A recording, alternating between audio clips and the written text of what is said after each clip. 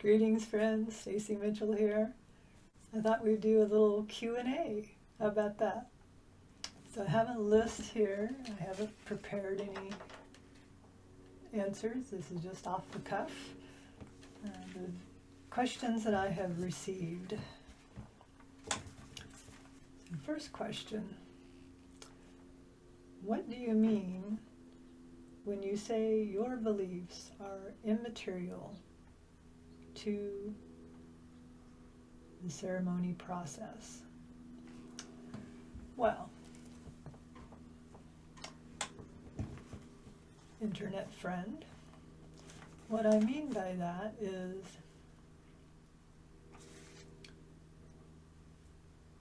even though I have my own personal beliefs and values, and I practice my spirituality on a daily basis. It is a part of me, just like other people's spirituality and religious beliefs are a part of them. The goal as a celebrant is to create ceremonies that are based on your values, your beliefs, and the things that are meaningful to you. So while I am working with you, my focus is on you, not on me. Now that certainly doesn't mean I don't have boundaries or that I will not express to you if I am uncomfortable or believe that something that you are requesting is not going to be appropriate to the situation. But those would just be suggestions to you, because the main thing is for your ceremony to reflect who you are and be meaningful and authentic for you and your guests. So that's what it means. Simply that I am not going to impose my beliefs and values onto your ceremony, because it is yours. It does not belong to me.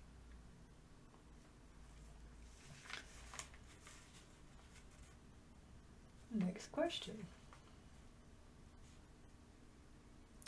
Who is your favorite client? Well, person who asked this question, who shall remain nameless, you are my favorite client. All kidding aside, my favorite, I say, type of client is simply someone who is open-minded, who is searching for someone who takes what they do seriously, but is able to have fun while we're doing it, and people who are truly looking for something different in the sense of having an efficient or an energy healer or any of the services that I offer. Looking for someone who is willing to listen and be supportive and hold the space for you during the time that we are working together. That's it. That's all. Okay, let's see. Why do you offer so many services? Because I can. But seriously, because everything that I have studied, everything that I have lived is a part of what I offer to my clients. And I see no reason to keep things separated, keep things, in their little boxes, because I'm about connection. And in order to be connected, we have to embody who we are. So for me, embodying who I am is showing you that I have these things to offer. And if you are attracted to that offering, then we can have a discussion and we can find out for ourselves whether or not there is a connection between the two of us. What is your favorite memory as a Life-Cycle Celebrant? Well, every memory is my favorite, but I think the most precious memories to me are the ones where I fully grasped how important the work that I do is. It may seem strange to say it, but sometimes when we are, in our zone, when we are just going about our daily walk, we can lose sight of what our work means to others. So the memories that are most precious to me are those moments where it was brought home to me. Just like in the previous video where I shared of my journey to becoming a Life-Cycle Celebrant, of being with the family as their elder transitioned. Before I had any type of training or any understanding of what that type of work entailed. The memory that probably comes up the most, besides that one, is many, many years ago I was contacted to officiate a ceremony for a stillbirth. And this child was very much wanted. The parents and the grandparents and the great-grandparents were just deeply grieving not only the loss of the child, but also the loss of the hope and the dreams that they had for that child.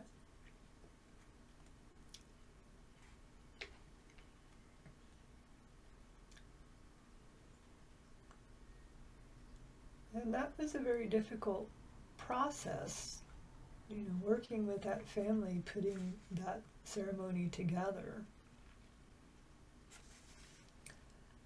But at the end of it,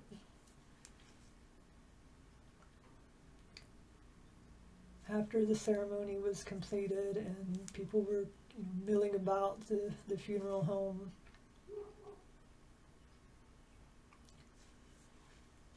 the great-grandfather of this child approached me. I'm going to get the clip. This man was in his 90s. I think someone told me he was 96 or 98. He was a rancher. He had, his 10-gallon hat and his big belt buckle. This was his go-to-town outfit. He approached me and he took off his hat and he looked at me in my eyes. He shook my hand and he said, "Thank you for honoring my great-grandson this way. I've lived a lot of years and I have never experienced a funeral more loving and more moving than this one." And that blew me away, to have an elder say those words to me.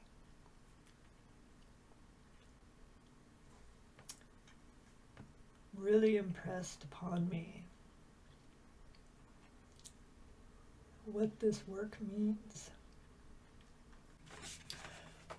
What is your favorite service that you offer?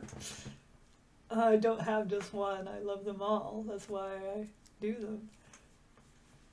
They all have their place and they all have their benefits. And they can all be connected or not, just depending on what my clients prefer.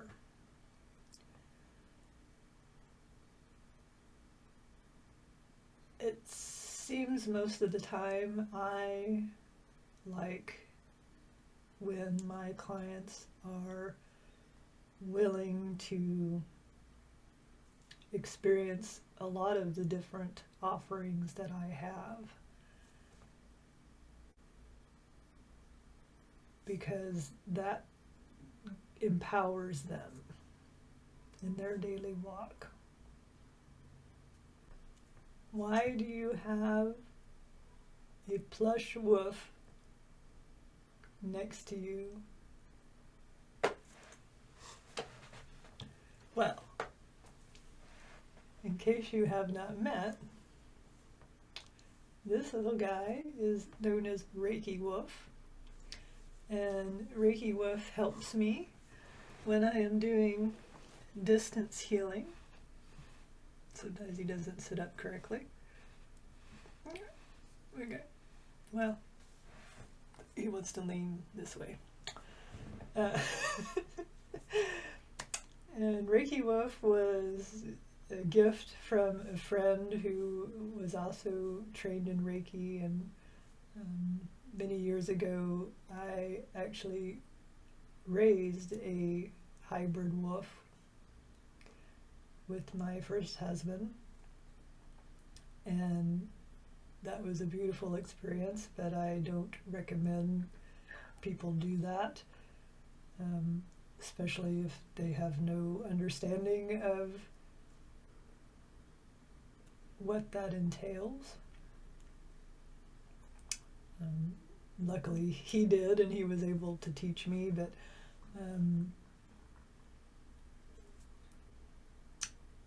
after I think 12, 13 years, unfortunately that animal made his transition, and it was a very difficult time for me personally, and so afterward my friend approached me with this gift, and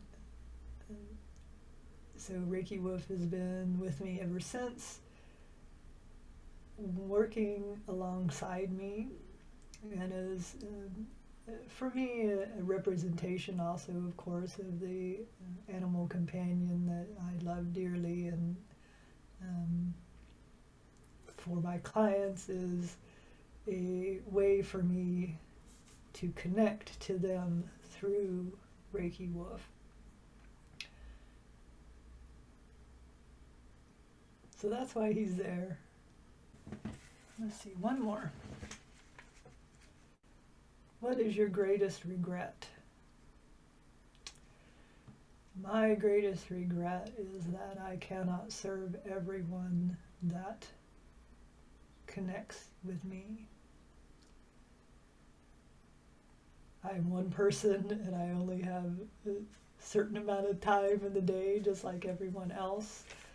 And I do have to be very careful about how many clients I take on at any given time and what the nature of those relationships are. But it always hurts me inside when, which does not happen that often, thankfully, but there are times where I am at my limit and I can't take on a client that contacts me, and